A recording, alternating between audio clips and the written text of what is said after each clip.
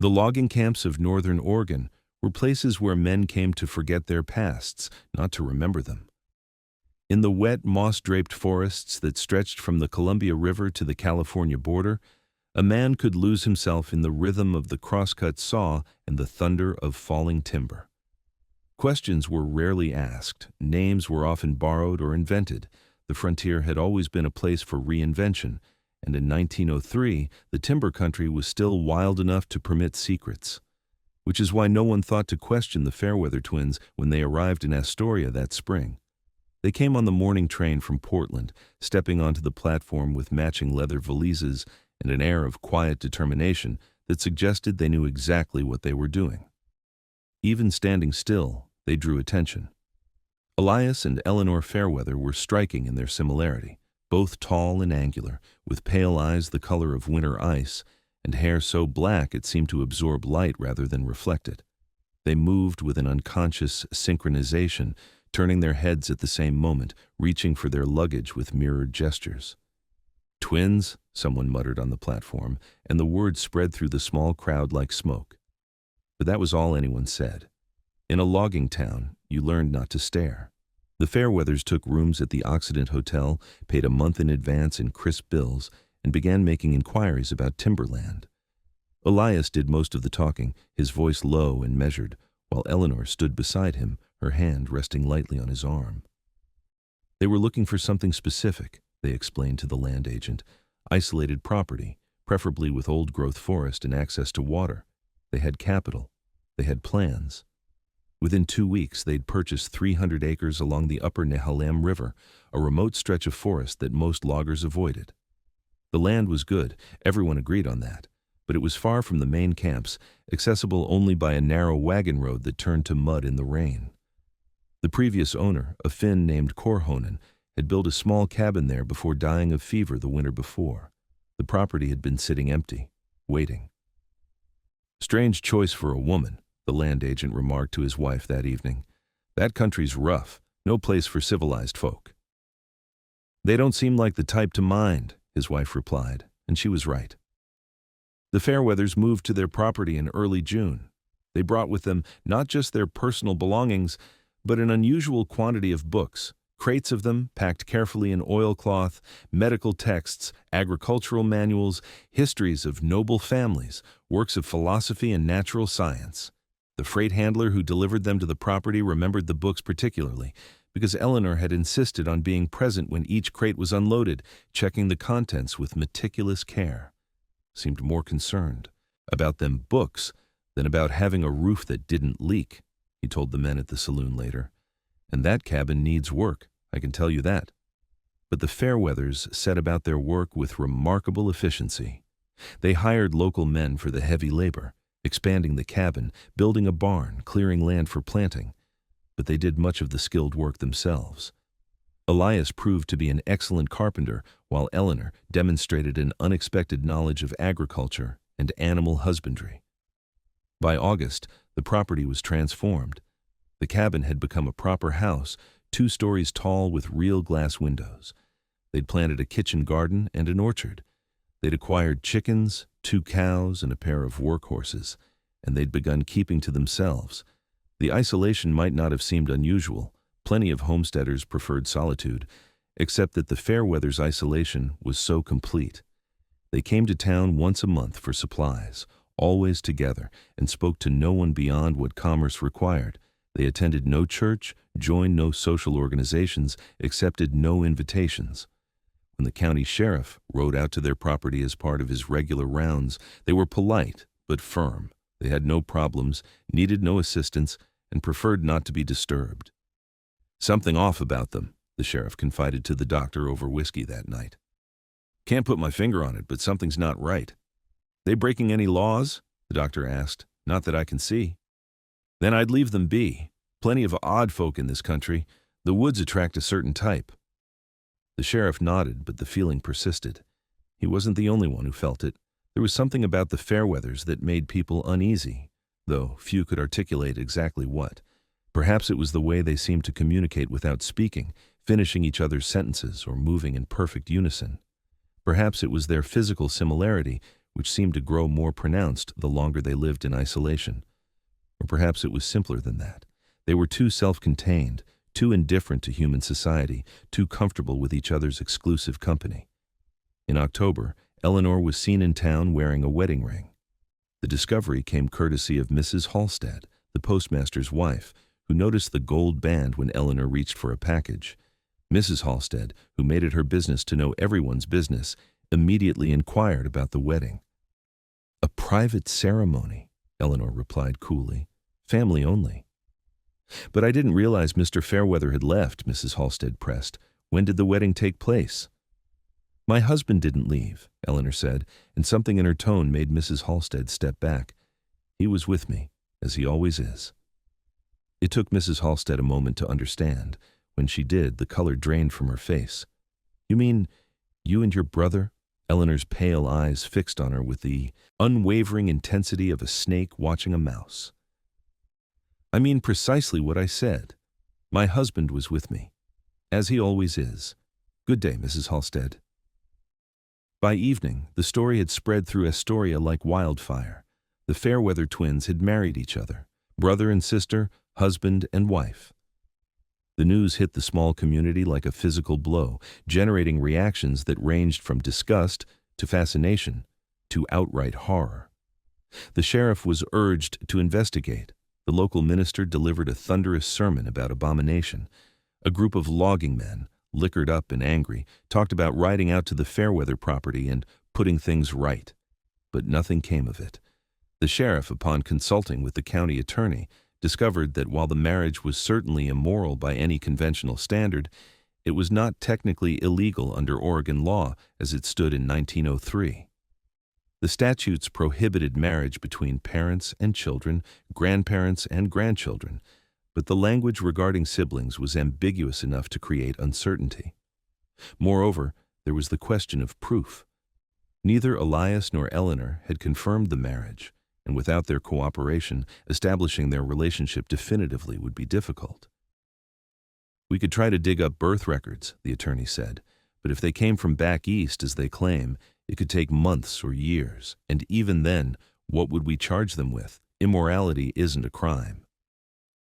The logging men's vigilante talk evaporated when several of them remembered how isolated the Fairweather property was, how well armed the twins were likely to be, and how little they knew about what they might be riding into. Courage, they discovered, looked different in daylight than it did at the bottom of a bottle. As for the minister, his sermon was followed by a notable absence. Neither Elias nor Eleanor attended his church nor any other in the county, and therefore remained beyond the reach of ecclesiastical sanction. In the end, the community did the only thing it could do. It shunned them. The Fairweathers were cut off from what little social commerce they'd previously maintained. Shopkeepers served them with icy silence. The freight handler began leaving their deliveries at the end of the road rather than bringing them to the property. When they passed people on the street, conversations stopped and backs were turned. The Fairweathers seemed not to notice or not to care. Winter came, harsh and wet, and the Nehalem River Valley filled with fog that lasted for weeks at a time. The Fairweather property disappeared into the mist, and for months at a stretch, no one saw the twins at all. Rumors flourished in their absence. Some said Eleanor had died in childbirth. Others claimed Elias had gone mad and murdered her. Still others insisted that both twins had fled the territory, leaving their property abandoned. But when spring returned, so did the Fairweathers. They appeared in Astoria on a bright April morning, Eleanor visibly pregnant, her hand resting on her swollen belly with an expression of serene satisfaction.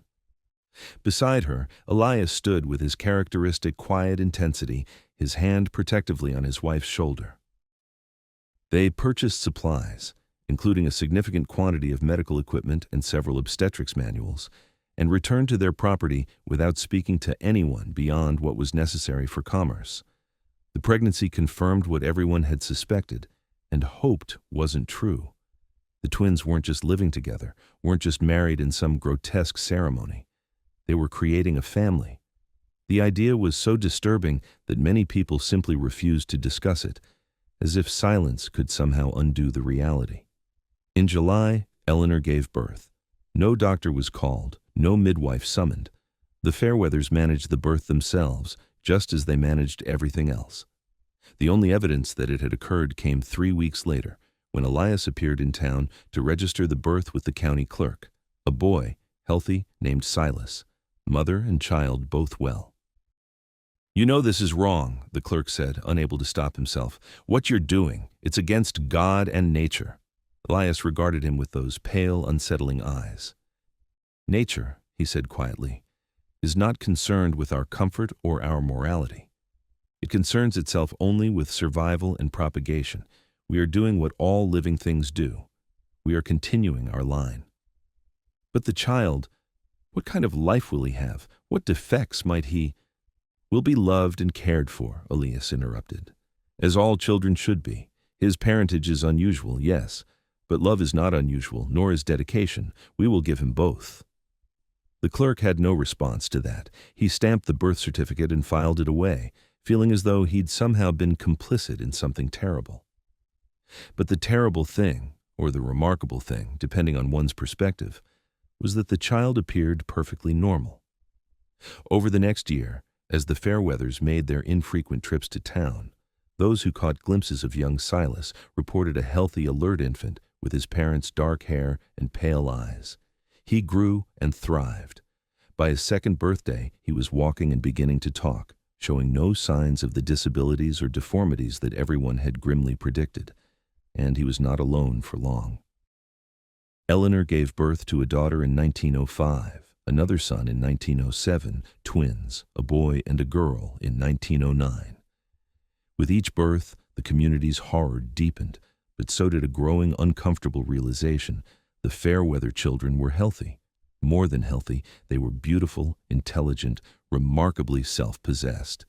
They appeared in town rarely, always accompanying their parents, always well-dressed and well-behaved, always watching the world with the same unsettling pale eyes.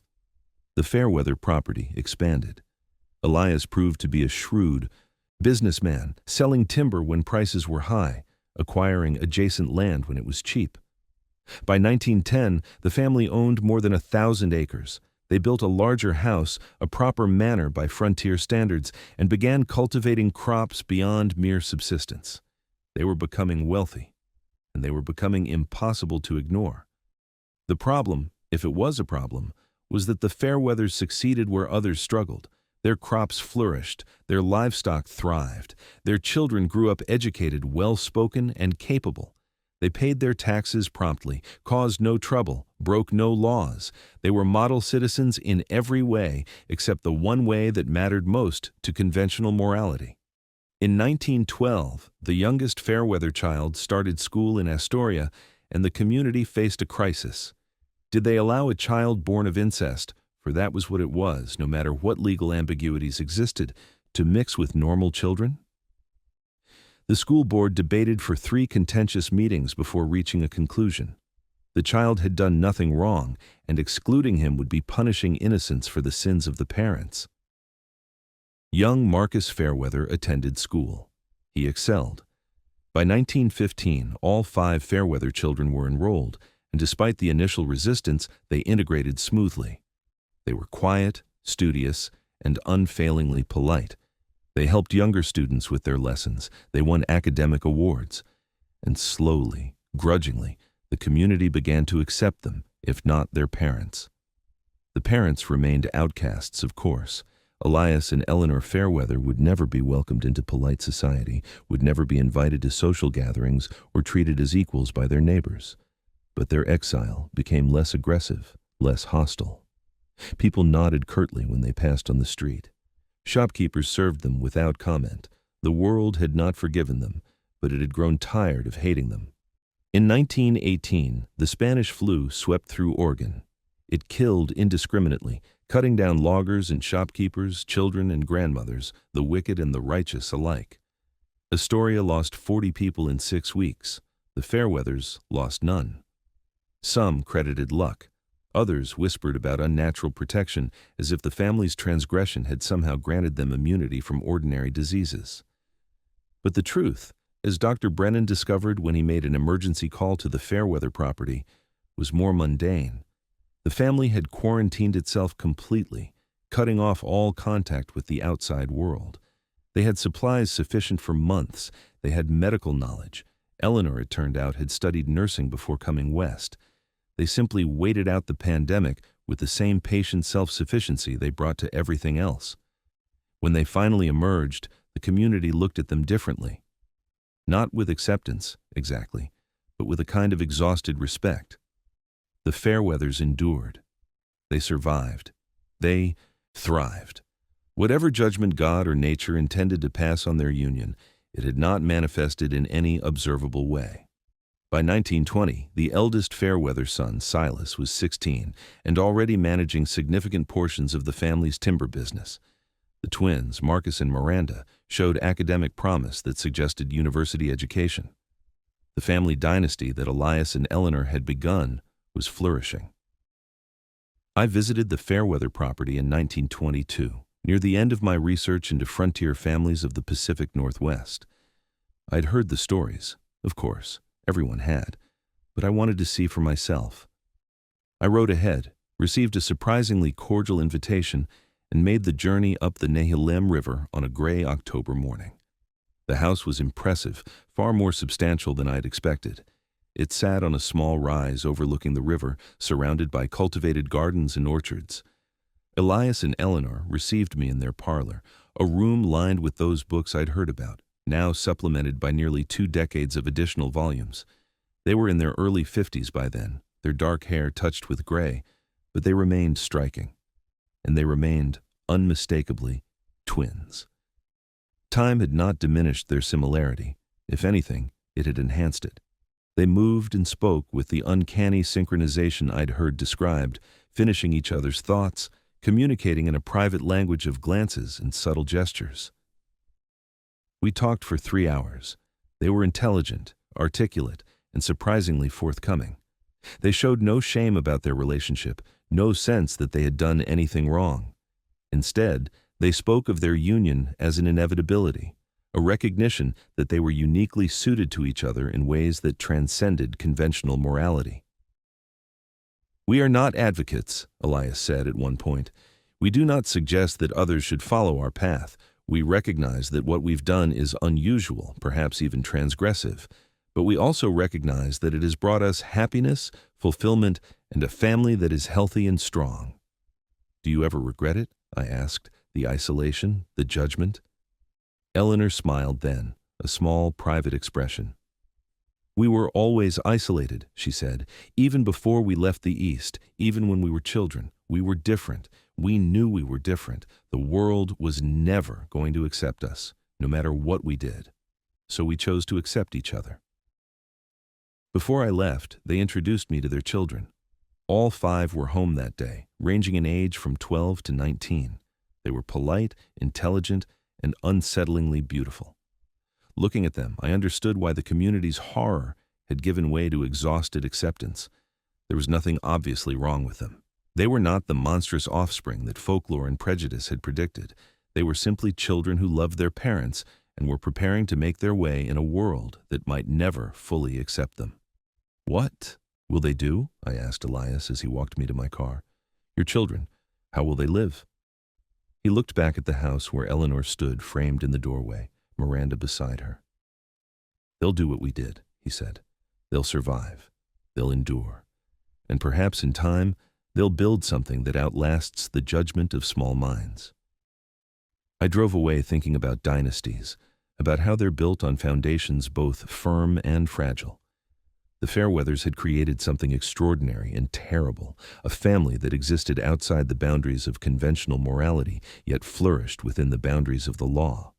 They had proven that love, even forbidden love, could create life, could build futures, could endure. Whether that was a triumph or a tragedy, I could not say. I still cannot say.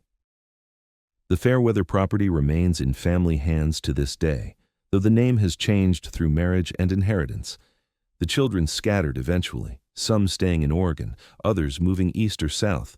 They married, had children of their own, led lives that were by all accounts normal and productive. Elias died in 1934, Eleanor 6 months later. They were buried side by side on their property, in a small cemetery overlooking the river. Their graves are marked with simple stones that give no indication of their relationship beyond the identical surnames, Fairweather. The scandal faded with time, as scandals do. New generations arrived who knew nothing of the story, and older generations who remembered learned to keep silent. The Fairweather name became respectable, then prominent. Some of their descendants became doctors, lawyers, business people. One served in the state legislature. The blood continues, the dynasty endures. And in quiet moments, when the fog rolls up the Nehalem River Valley and the old-growth forests whisper with rain, one might wonder, what price did the Fairweathers pay for their transgression? What cost did they bear? Or perhaps the question is, what price did we pay as a community that chose judgment over understanding, that chose shunning over compassion? Who was diminished more, the family that loved too intimately, or the society that could not find room for them? I leave that question for others to answer. The Fairweathers found their answer long ago, in a remote valley where the rules of civilization bent beneath the weight of isolation and desire. They made their choice, lived with its consequences, and built something that outlasted their critics. Whether that makes them monsters or merely human, I cannot say. Perhaps they were both. Perhaps we all are.